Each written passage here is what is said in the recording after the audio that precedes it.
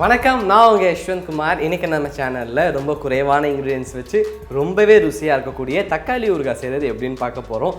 இந்த ரெசிபி நான் என்னுடைய பாட்டிக்கிட்ட இருந்து கற்றுக்கிட்டேன். என்னுடைய பாட்டி இஞ்சி ஊறுகாய், பூண்டு ஊறுகாய், தக்காளி ஊறுகாய், பச்சை மிளகாய் ஊறுகாய்னு நிறைய ஊறுகாய் செய்வாங்க. ரொம்பவே ருசியாக இருக்கும். அதுவும் இந்த சீசனில் தக்காளியோட விலை ரொம்ப மலிவாக இருக்கிறனால ஒரு 5 கிலோ 10 கிலோ தக்காளி வாங்கி ஊறுகாய் செஞ்சு அதை தண்ணியே இல்லாத ஏர்டைட் கண்டெய்னரில் போட்டு ஸ்டோர் பண்ணிவிடுவாங்க. இது ஒரு 6 மாதம் வரைக்கும் கெடாமல் இருக்கும். இப்போ இந்த ப்ரிப்ரேஷனுக்கு தேவையான இன்க்ரீடியன்ஸ் அண்ட் இது எப்படி செய்கிறது அப்படின்றத பார்க்கலாம். தக்காளி ஊறுகாய் செய்கிறதுக்காக ஒரு பவுலில் 1 கிலோ அளவு தக்காளியை நறுக்கி வச்சுருக்கேன். இதை தண்ணி இல்லாமல் எடுத்து பிழிஞ்சு வேறு ஒரு பிளேட்டில் மாற்றிக்கலாம். எந்த அளவுக்கு தக்காளியை தண்ணியே இல்லாமல் நல்லா பிழிஞ்சு எடுத்து வேறு ஒரு பிளேட்டில் மாற்றிக்கிறோமோ அந்த அளவுக்கு தக்காளி சீக்கிரம் வதங்கிடும். இந்த மாதிரி தக்காளி நல்லா பிழிஞ்சு எடுத்ததன் பிறகு இதை நல்லா கொரன்னு அரைச்சி எடுத்துக்கோங்க. இந்த மாதிரி நல்லா கொரன்னு அரைச்சி எடுத்ததன் பிறகு இதை எடுத்து சைடில் வச்சுருவோம். இப்போ தக்காளியிலேருந்து எடுத்த இந்த தண்ணியை விதை இல்லாமல் ஒரு ஸ்ட்ரெயினர் யூஸ் பண்ணி ஃபில்டர் பண்ணிக்கலாம். ஃபில்டர் பண்ணதன் பிறகு இந்த தண்ணியில் 60 கிராம் அளவு புளி சேர்த்து இதை ஒரு 20 நிமிடம் வரைக்கும் நல்லா ஊற வச்சுக்கலாம். வேறு ஒரு பேனில் 2 டேபிள் ஸ்பூன் அளவு கடுகு சேர்த்துக்கிறேன். கூடவே 1 டீஸ்பூன் அளவு வெந்தயம் சேர்த்துக்கலாம். இந்த 2 இன்க்ரீடியண்ட்டையும் லோ ஃப்ளேமில் வச்சு நல்லா ட்ரை ரோஸ்ட் பண்ணிக்கோங்க. இந்த இன்க்ரீடியண்ட்டில் இருக்கக்கூடிய மனம் நல்லா வெளியில் வந்ததன் பிறகு ஸ்டவ் ஆஃப் பண்ணிக்கலாம். இப்போ இதை நல்லா ஆற விட்டு நல்ல ஒரு ஃபைன் பவுடராக அரைச்சி எடுத்துக்கலாம்.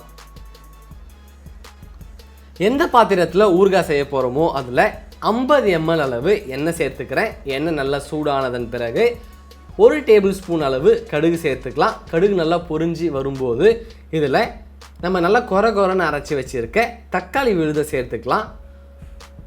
கூடவே இந்த ஊறுகாய்க்கு தேவையான அளவு உப்பு, 1 டீஸ்பூன் அளவு பெருங்காயத்தூளும் சேர்த்துக்கலாம். நம்ம சேர்த்துருக்க எல்லா இன்க்ரீடியண்ட்டும் ஒன்றோட ஒன்று நல்லா கம்பைன் ஆகி இந்த தக்காளியில் இருக்கக்கூடிய மாய்ஸ்டர் நல்லா எவாப்ரேட் ஆகிற வரைக்கும் அதை குக் பண்ணிக்கோங்க. ஓரளவுக்கு இந்த தக்காளி ஊறுகாய் ட்ரை ஆனதன் பிறகு இதில் 60 கிராம் அளவு மிளகாய் தூள் சேர்த்துக்கிறேன்.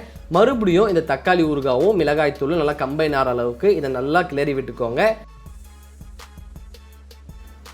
இந்த நேரத்தில் நம்ம ஊற வச்சுருந்த புளியை கரைச்சி இந்த ஊறுகாயில் சேர்த்துக்கலாம். இதை ஒரு வாட்டி நல்லா கிளறி விட்டுக்கோங்க. நம்ம சேர்த்துருக்க மிளகாய் தூளில் இருக்கக்கூடிய பச்சை வாசம் போகிறதுக்காக இதை லோ ஃப்ளேமில் வச்சு ஒரு 20லிருந்து 25 நிமிடம் வரைக்கும் நல்லா வதக்கிக்கலாம். இதில் இருக்கக்கூடிய பச்சை வாசம் முழுமையாக போயிடுச்சு. இந்த நேரத்தில் இதில் 200 ml அளவு எண்ணெய் சேர்த்து ஒரு வாட்டி நல்லா கிளறி விட்டுக்கிறேன். மறுபடியும் இதை லோ ஃப்ளேம்லேயே வச்சு அடுத்து ஒரு 10லிருந்து 15 நிமிடம் வரைக்கும் நல்லா வதக்கிக்கோங்க. இது நல்லா வதக்கினதன் பிறகு இதில் இருக்கக்கூடிய எண்ணெய்லாம் மேலே வந்திருக்கும். இதோடைய கலர் நல்லா ரெட்டிஷாக மாறி இருக்கும். இந்த நேரத்தில் நம்ம அரைத்து வச்சுருந்த கடுகு மற்றும் வெந்தய கலவையை இதில் சேர்த்து கடைசியாக ஒரு வாட்டி இதை நல்லா மிக்ஸ் பண்ணிக்கலாம்.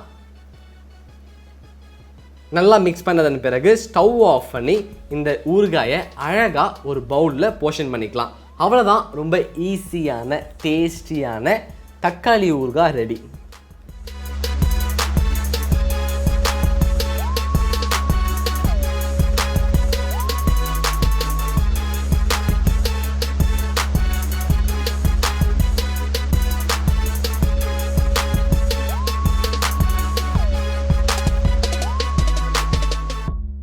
ரொம்ப சுவையான தக்காளி ஊறுகாய் ரெடி ஆகிடுச்சு. இந்த தக்காளி ஊறுகாய் இன்றைக்கி நான் செய்கிறதுக்கு முக்கியமான காரணம் நம்முடைய விவசாயிகள் தான். இந்த சீசனில் சில்லறை வியாபாரத்திலே 1 கிலோ தக்காளி 10 ரூபாய்க்கு கிடைக்குது.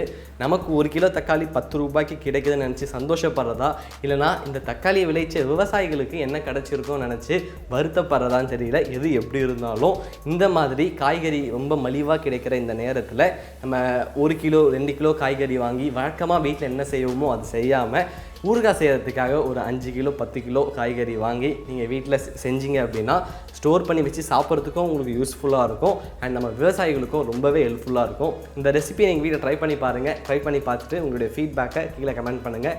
இதே மாதிரி இன்னொரு சூப்பர் ரெசிபியோட உங்களை சந்திக்கிறேன். And then bye from Yashwant.